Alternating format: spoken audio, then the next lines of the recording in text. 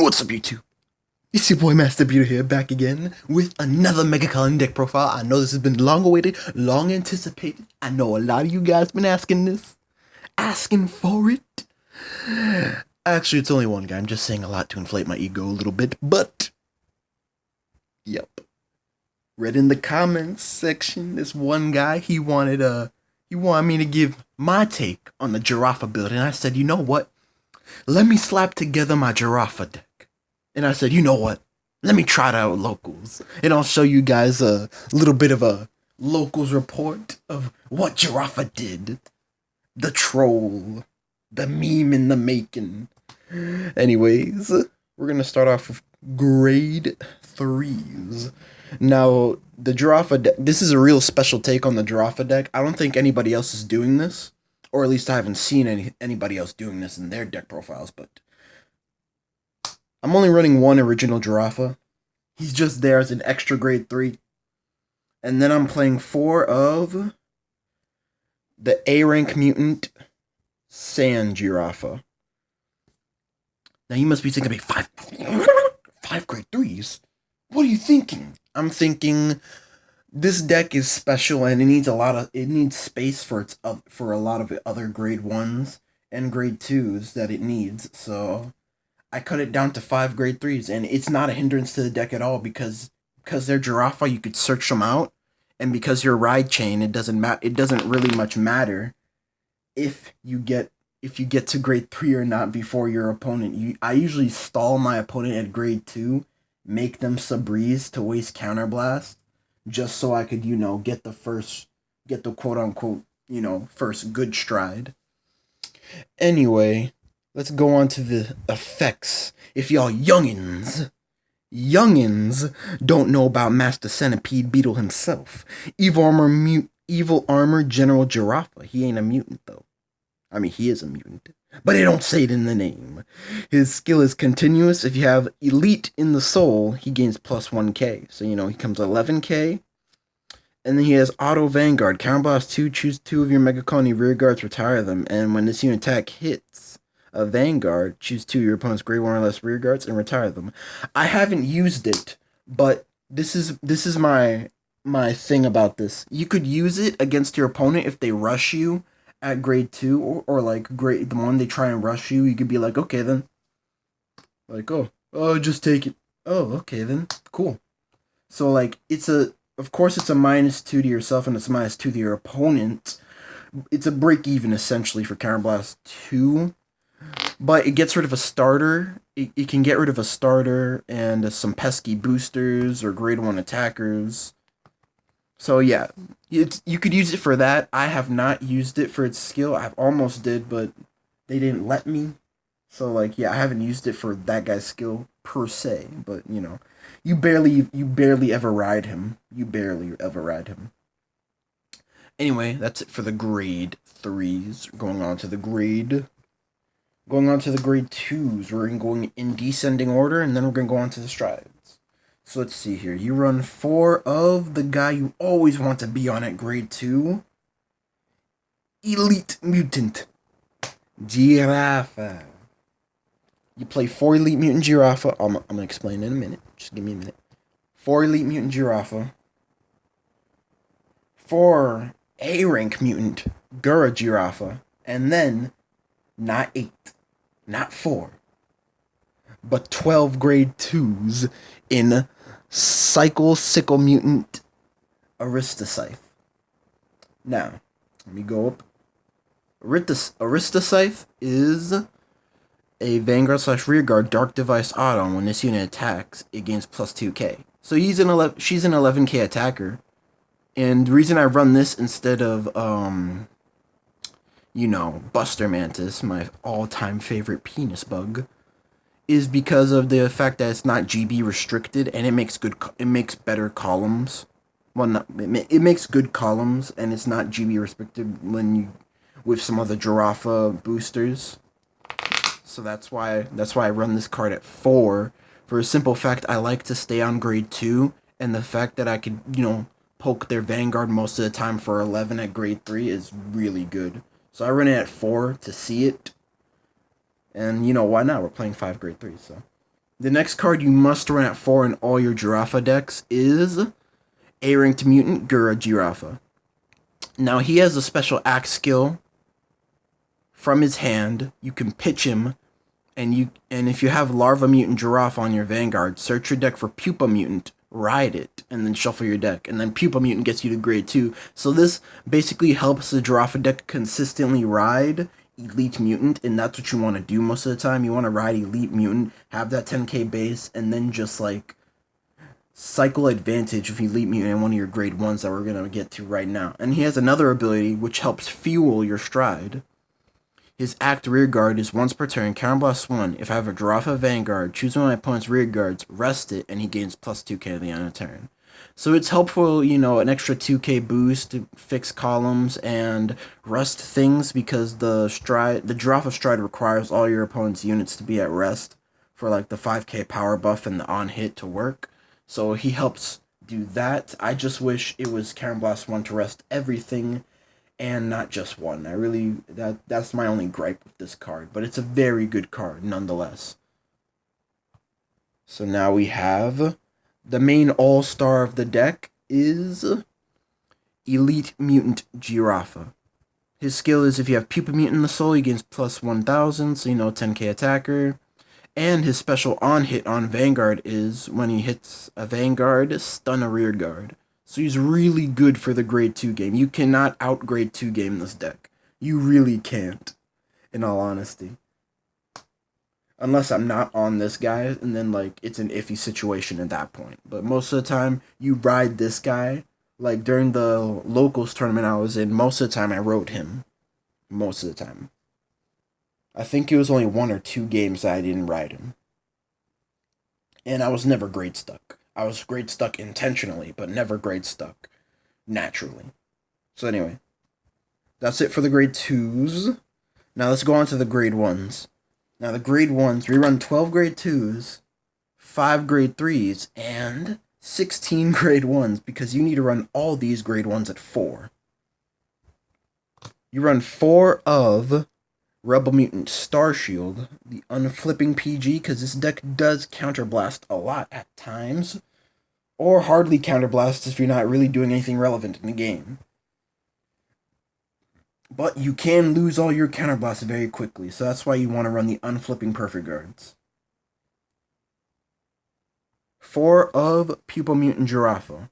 You run this because you ride it on top of the starter, you get the grade 2, and he's an 8k, so when your opponent swings you with their Vanguard for 12 most of the time, or if they want to put their star to the side, they have to put something behind their Vanguard to hit you if they're at grade 1. So he's really good, you know, for the early guard. I love to early guard with this deck, because the fact that I have such a good defense because of Ride Chain. Oh yeah, and he has the auto ability when he's placed on rear guard, pitch a grade 3 to get the evil armor Giraffa, but I don't use that ability most of the time unless I really want to thin the deck. So you run 4 of that card, that's a must. Sorry you guys hear like noise in the background, that's my dogs. Anyway, you play 4 of this card. You must play 4 of this card. Elite Mutant Trigal. Now let me tell you why you need to play 4 copies of Elite Mutant Trigal. It's because of his auto rearguard ability. At the beginning of your opponent's ride phase, if your opponent has a unit that's at rest, look at the top 5 cards of your deck and search one with Giraffa in its name, reveal it, and then put it into your hand. So the combo that I told you guys about is you want to ride this guy first, and you want to have a Trigal behind him so you could swing for 17 at a grade 1 Vanguard, because if you're going first, of course, so that they can't block it, and then you get your advantage out that way, and then you stay stuck for a turn or two just feeding advantage out with Trigal. I remember one time I had 2 Trigals out, and most of the time your opponent is not, they don't care, or like they don't know not to let this guy's attack hit, for the on-hit stun. So I just stun their rear guard booster or like an attacker, and then I get 2 most of the time. I get 1 if you only have 1, but if you have 2, you get 2 chances to get a Giraffa, and you have lots of Giraffa units in this deck. So that's why you must play 4 of that card. I play 4 to see him. If I have him in my opening hand, I most of the time ditch everything else and keep him just so I could, like, you know, have it. And then another card you must play 4 of is because you only have 5 grade 3s, is New Face Mutant Little Dorcas. You use him because he's stride fodder, and you must play 4 of him because he's stride fodder. We don't run Dark Face, even though I've tried that, and it's okay, but this deck really just wants to out advantage your opponent in the early game and then just kill them through sheer advantage. So yeah, this is a really early game rush deck, and you know, there's no reason to have Dark Face in the deck. Anyway, that's it for the grade 1s. And on to the zeros. Obviously, for the starter, you're going to run Larva Mutant Giraffa. Obviously, his skill is when Pupa Mutant rides it, you get Elite Mutant. So, you know, you run it because it's a Giraffa deck. Anyway, we're going on to the triggers. I run 4 Bomb Scissors because it's shiny. There's no reason you can run any other critical triggers. I just run Bomb Scissor because it's shiny. I run 2 Bad Trip. It's just for diversity. 2 Shelter Beetle. And 1 Sharp Nail Scorpio. I run 9 critical triggers. I prefer to run 8, but I only run 9 in this situations because I only have 3 Ingot Chauffeur. I want to run 4, but I only have 3 Ingot Chauffeur. I need to get another copy. But his ability is, he's basically a Margle clone. Shove him into the soul and give something plus 3k.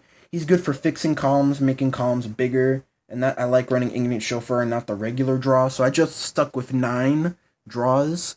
Because there was an argument someone made to me that you should run 12. You should run 12 crit, man. But I was like, no.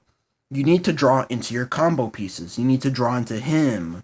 You need to draw into your stride fodder. This. You need to draw into this. You need to draw into your combo pieces. So that's why I run draw triggers in this deck. Is because this deck is a, you know, basically a combo deck to combo your opponent. You basically use your combos to gain advantage in the early game, and then if your opponent really doesn't want to let the attacks hit, they just drop guard, and then you just win from them not having enough guard, obviously, because it's how this game works. So 3 Ignis Chauffeur. In my personal opinion, if you want to build this deck, it should be 4. But I run 3. And then I run, we got 'em, boys. We got our stuff from Fighters Collection. We got 4 of the new heal trigger. The Focus Gourmet Battler Relish Girl. Obviously, her skill is average, but I have used it and it has helped. Choose a grade 1 or less from your hand and ditch it, and when this card's discarded from hand for 7 stars Mutant Deity Relish Lady, you draw a card. So, you know, it's helpful. It's shiny. We have another, finally we have another freaking shiny trigger, so why wouldn't you run it? Anyways, that's it for the triggers, boys. And finally, we get onto the spicy G-Zone. Now, I know a lot of y'all want to know what Master Beetle's been running in this meme of a deck. I'm about to give you the lowdown. So what we've been running is, obviously, it's a Giraffa deck, so you have to run 4 Goliath. For all y'all don't know what Goliath does, because you haven't experienced the meme in the making, I'll zoom in for you. Give a little focus. Evil Mutant Deity Goliath. His skill is Act, once per turn. Counterblast if you have a heart with Giraffa. Choose up to 6 of your units with Giraffa in his name, and they get continuous. During your turn, if all your opponent's rear guards are rested, it gains plus 5k in auto. When an attack hits, stun one of your opponent's units. So obviously, one major flaw with this card is if your opponent's running stand triggers and they damage check a stand, you know, that ruins the plan. Or they keep a unit standing. But he helps with that. He helps if they keep a unit standing.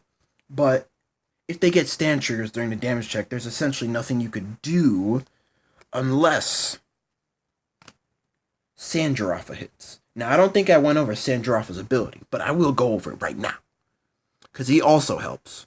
Ability is Vanguard / Rearguard. Counterblast 1. As soon as an attack hits a Vanguard, if I have a Giraffa Vanguard, I pay the cost. I choose my opponent's rearguards and rest it, so he helps if they damage check stands and they let this guy hit.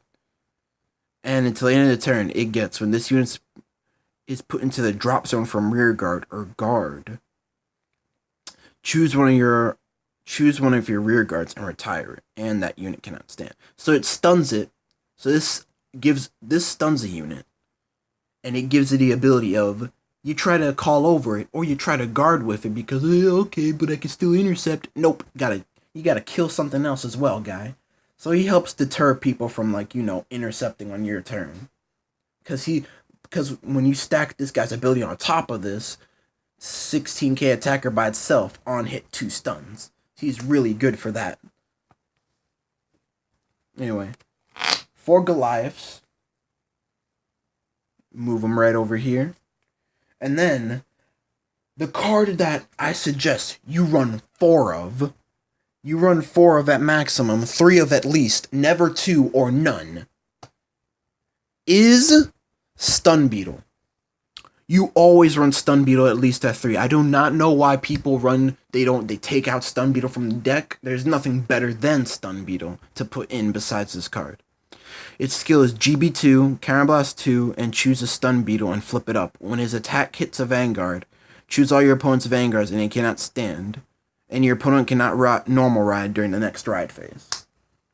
So Stun Beetle is very good at stopping your opponent from doing stuff. I run this at 4 for the same reason I run it at 4 in my machining deck and in my Darkface deck. When they eventually have no hand and they've burned through all their perfect guards, if you happen to have the counterblast, this can just help you secure the game. This just says, I'm declaring my victory right now.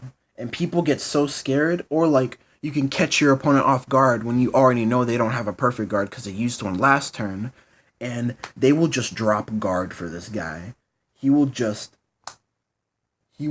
like put the fear of God into your opponent. So that's why you must run him at least at 3, suggesting to my megacolony subscribers out there.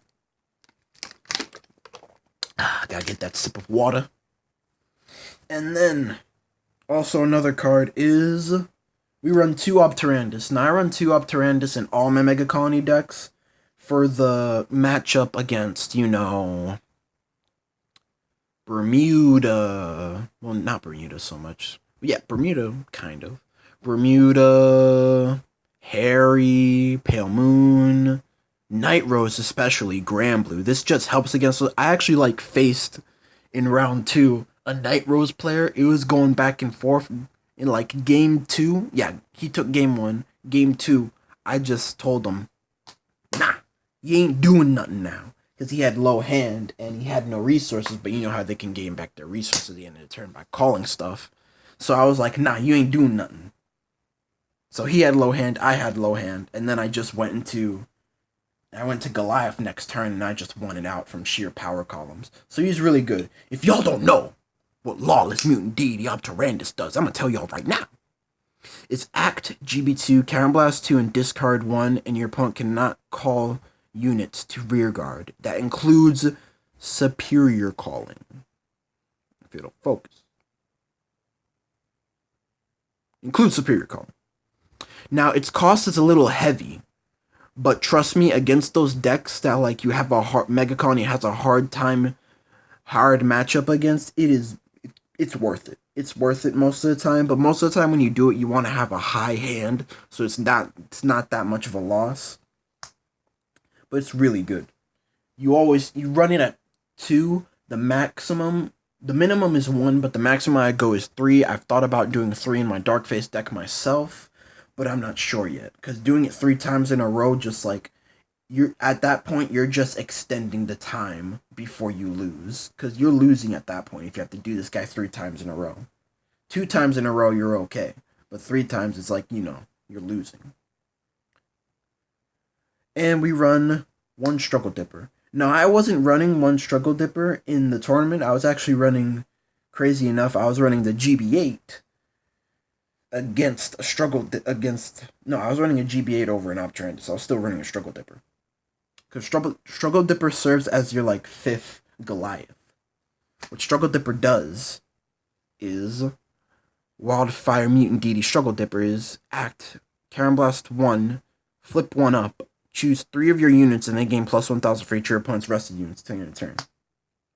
So I found my opponents at sometimes, like, they'll call a full board, or they'll have almost a full board, and I'll be like, what should I do? If I only have 1 or 2 units out in the field, I'll be like, oh, it's better to Struggle Dipper than to do that guy. To, like, power up. Sometimes it's better to do Struggle Dipper than this guy in certain situations. In other situations it isn't, but he essentially serves as your 5th Goliath. Just because, like, you win out of like your opponent's like dropping guard until eventually they can't drop guard anymore, because this is a very aggressive deck. I would go as far as to say this deck is tempo because of the tempo control. It'll be aggro / tempo deck, if you guys know what those mean, because it's an aggressive deck, but it also has control aspects because of the stuns. So I guess essentially it tempos out.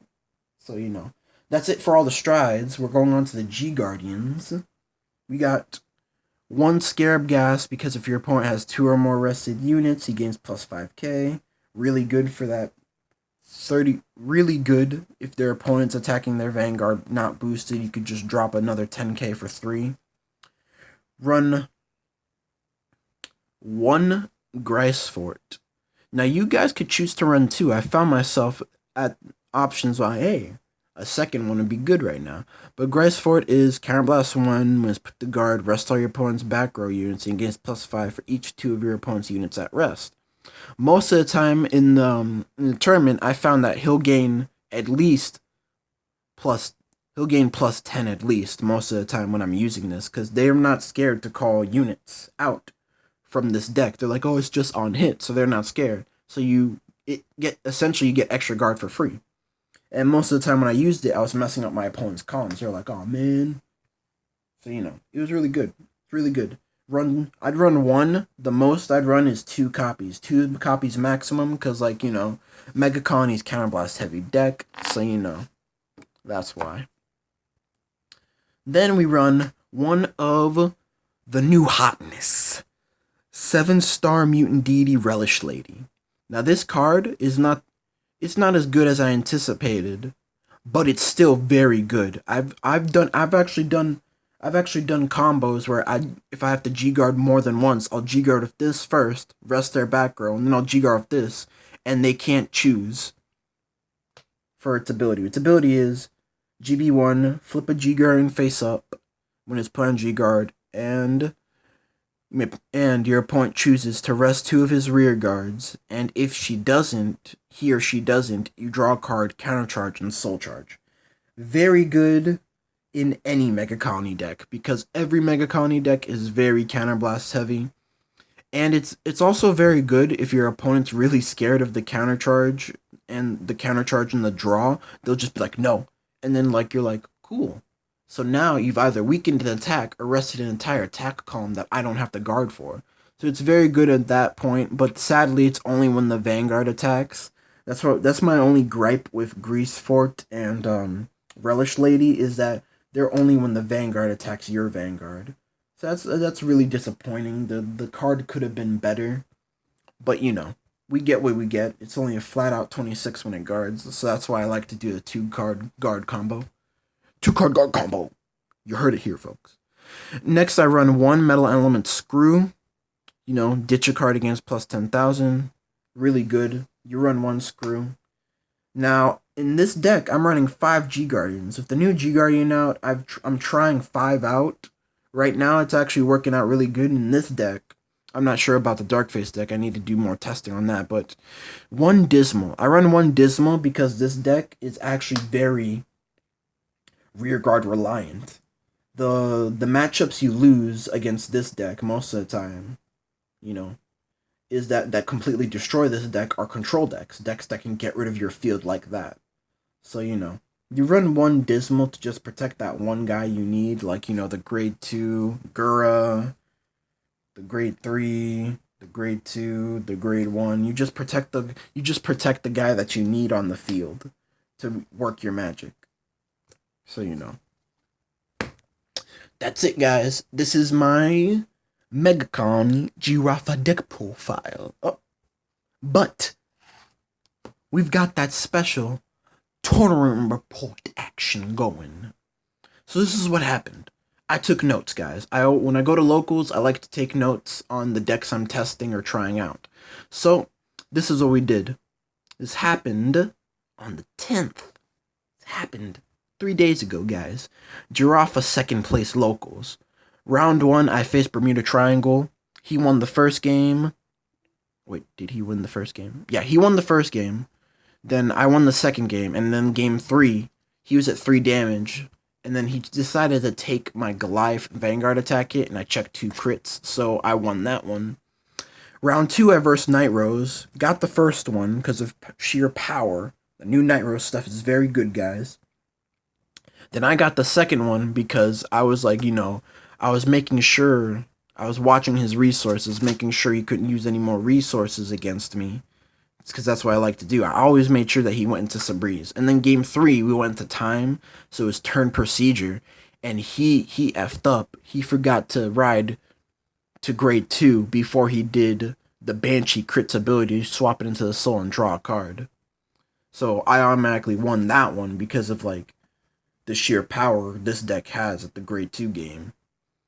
Yeah, he just scooped at that point too, so And then the last round, I versed ZTB Chrono. He won the first. He won the first one. I got the second one, and then I lost the last one though.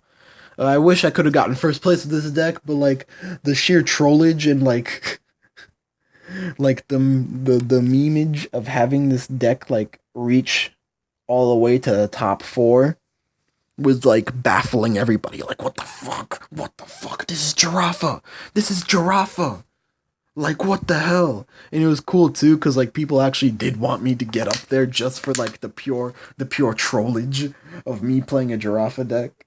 And next week, guys, I will be playing either Darkface or Machinings for the mere trollage and the memeage. Actually, I'm thinking more of Machinings and Darkface. I want to test out the new Darkface stuff. Also, I will be doing a Darkface deck profile. Someone else commented on that. A few people actually commented on that. 2 people. So I will be doing my updated Darkface deck profile now that we got the new hotness of the G-Guardian and the heal and the new GB8. I'm very excited about this, guys. Darkface finally has a finisher and the deck can, finally win it out. It doesn't have to like cheese the opponent to, cheese him to death like by pure attrition and like, the loop of Legion. Yeah. Because that's usually how that game won. So anyways, like, comment, subscribe if you guys want more megacolony stuff. And Master Beetle out. Peace. Centipedes.